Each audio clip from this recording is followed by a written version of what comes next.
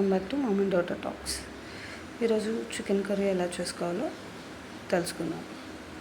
ముందుగా చికెన్ కడిగి పెట్టుకొని అందులో 1 టీ స్పూన్ ఉప్పు, 1 టీ స్పూన్ పసుపు, 3 టీ స్పూన్ల కారం వేసుకొని అంతా కలిసేలాగా మిక్స్ చేసి పక్క పెట్టుకోవాలి. ఎంతసేపు?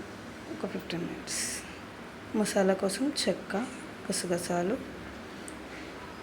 లవంగాలు, పువ్వు, జీలకర్ర, యాలకులు, అల్లం, వెల్లుల్లి వేసి వాటర్ వేసి మిక్స్ చేసి పక్క పెట్టుకో.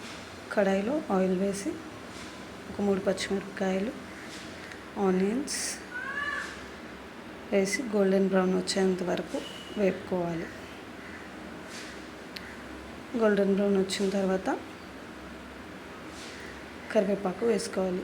ఆనియన్స్ వేగకుండా వేస్తే కొంచెం కచ్చాపచ్చాగా అన్నట్టు అనిపిస్తుంది.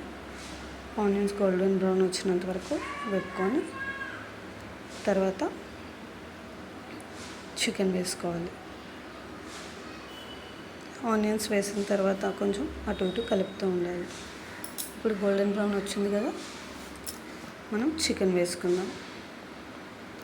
చక్కగా ఉప్పు కారం బాగా పట్టింది కాబట్టి సిమ్లో పెట్టి చికెన్ వేసుకుందాం. చికెన్ వేసిన తర్వాత కొంచెం అటు ఇటు కలుపుతూ ఉండాలి.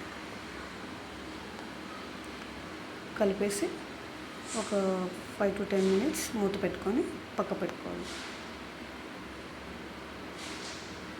సిమ్లో పెట్టి వేగించాలి చికెన్. అలా వేగిన తర్వాత మనం ముందుగా చేసుకున్న మసాలా పేస్ట్ని మొత్తం చికెన్లో వేసేస్తాం.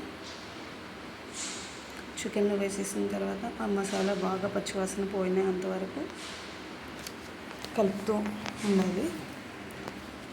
కలిపేసిన తర్వాత ఒక 10 to 15 మినిట్స్ వరకు ఫ్రై చేసుకొని గ్రేవీ బాగా దగ్గరికి వచ్చింది, ఆయిల్ పైకి తేలిపోయిందంటే ఉడికిపోయిందని అర్థం. ఇప్పుడు మనం అందులోకి కొంచెం వాటర్ యాడ్ చేసుకొని పక్కకు పెట్టుకొని మూత పెట్టి పక్కకు పెట్టుకోవాలి. పెట్టుకున్న తర్వాత మధ్య మధ్యలో తీస్తూ మిక్స్ చేస్తూ ఉండాలి, లేదు అంటే అడుగంటుకుపోతూ ఉంటుంది. గ్రేవీ అంతా దగ్గరికి అవుతుంది అనే టైంకి కొత్తిమీర కొంచెం గుండగా తరిగేసి దించే ముందు కొత్తిమీర అనేది వేసుకోవాలి. మంచి టేస్ట్ వస్తుంది లాస్ట్లో కొత్తిమీర వేసుకుంటే. స్పైసీగా యమ్మీగా మనకి చికెన్ రెడీ అయిపోతుంది. ఈ చికెన్ కర్రీ అనేది రైస్లోకి, రోటీలోకి బాగుంటుంది.